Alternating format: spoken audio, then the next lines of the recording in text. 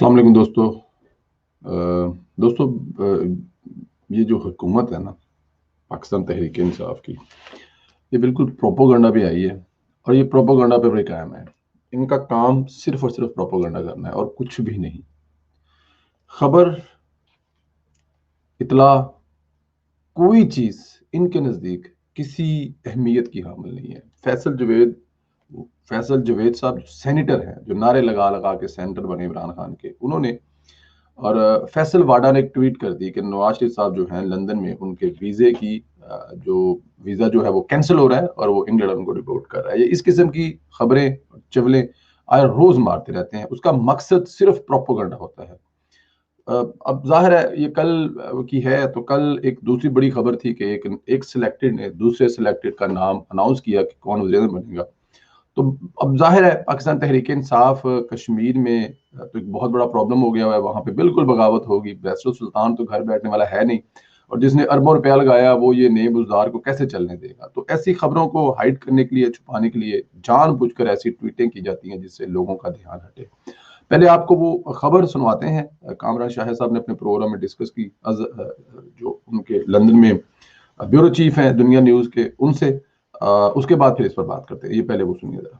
बीमारी का बहाना करके मुल्क से भागने वाले भिगोड़े नवाज शरीफ का वीजा कैंसिल किया जा रहा है। मुजरिम अपील में जाना चाहता है, ये सब कुछ। जिसके बाद हमने सबसे पहले तो राब्ता कर रहे हैं अदर जावेद साहब, हमारे head of international news operations हैं, क्योंकि वो इंग्लैंड में रहते भी हैं, होते भी हैं, वहां कानूनी मामला भी समझते हैं और नवाज शरीफ साहब से भी उनकी एज अ जर्नलिस्ट इंटरेक्शन होती रहती है। अदर जावेद साहब, सबसे पहले तो ये बता दीजिए ये किस हद तक ये खबर सही है कि नवाज शरीफ साहब का वीजा कैंसिल किया जा रहा है या हो चुका है और वो अपील में चले गए? कामरान साहब, ये झूठी खबर है। इसकी झूठी खबर मैंने मुतअद्दिद 3 से 4 सोर्सेज से तस्दीक की है। इसकी होम ऑफिस के जराये से भी बात हुई है। नवाज शरीफ इस वक्त आज की डेट तक बिल्कुल लीगल स्टेटस पे यहाँ मुकीम है और उनका जो लीगल स्टेटस है इसको फिलहाल कोई खतरा नहीं। सिर्फ एक वजह से उनको निकाला जा सकता है, वो है अगर एक्सट्रेडिशन के तहत दरखास्त दी जाए। और मैं ये आपको ये कंफर्म इसमें ये करता हूँ कि शरीफ फैमिली चाहती है कि हुकूमत पाकिस्तान एक्सट्रेडिशन की दरखास्त दे। फिर उसके बाद जब वो जज के सामने वो सारी दस्तावेजात मुशर्रफ दौर से लेके यहाँ आखिर तक, पनामा तक, और जज अर्शद। पहली बात है कि ये खबर ही झूठी है, झूठी खबर है। वो कह रहे हैं, उन्होंने एकदम स्ट्रेट अवे कहा अजहर जावेद साहब ने कि खबर ही झूठी है। खबर का सर पैर ही कोई नहीं है, वहां पे ऐसी कोई हैपन ही नहीं है। उनका वीजा 100% लीगल है और उनके किसी किस्म का कोई खतरा या मसला या प्रॉब्लम नहीं है। लेकिन यहाँ पे हमारा झूठा प्रोपोगेंड करने वाला ब्रिगेड पीटीआई का जो है, उसका काम क्या है?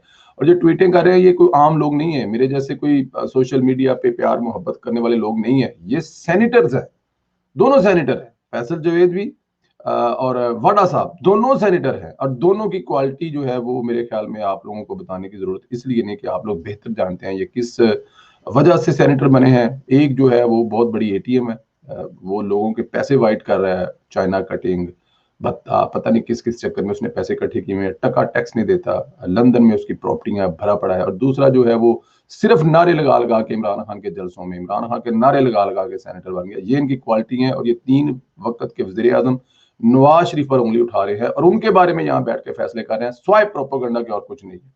वहां पे बड़ी खबर जो अदर जवेद साहब ने दी है वो ये है कि शरीफ फैमिली चाहती है कि ये दरखास्त दें, जिस कानून के तहत ये दरखास्त दे सकते हैं और वो अदालत में लग सकती है, उस पर कोई फैसला हो सकता है। शरीफ फैमिली चाहती है कि हुकूमत पाकिस्तान ये दरखास्त दे, क्योंकि शरीफ फैमिली मुशर्रफ दौर से लेके जस्ट जो जज साहब फौत हो गए हैं, मलिक साहब, उनकी सारी दस्तावेजात शरीफ फैमिली के पास है। वो चाहते हैं कि उनको पाकिस्तान में इंसाफ तो मिला नहीं है। पाकिस्तान में तो सुरखरू अदालतों में हो सकती ही नहीं है, डेफिनेट। वहां पे तो हर दूसरा जज जो है साकों सार बैठा हुआ है, कैसे कामयाब होंगे या उनके सबूत कैसे माने जाएंगे।